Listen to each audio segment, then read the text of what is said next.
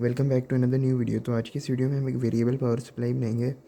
तो वीडियो को अंत तक ज़रूर देखना और अगर चैनल पे नहीं हो तो सब्सक्राइब ज़रूर करना। तो वेरिएबल पावर सप्लाई बनाने के लिए कुछ कंपोनेंट का यूज़ होगा, जिसमें सबसे पहले एक पावर सप्लाई बोर्ड आ जाता है।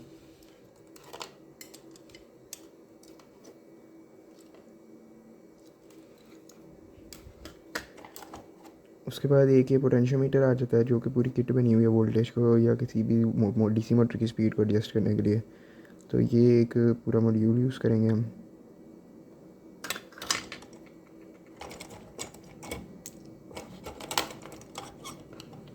ये कुछ सॉकेट यूज़ करेंगे,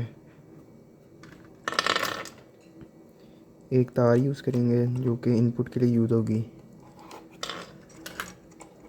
एक ये स्विच यूज़ करेंगे, एक ये फ़ैन यूज़ करेंगे। उसके बाद सबसे मेन चीज़ एक ये वोल्टेज और एम्पेयर मीटर यूज़ करेंगे।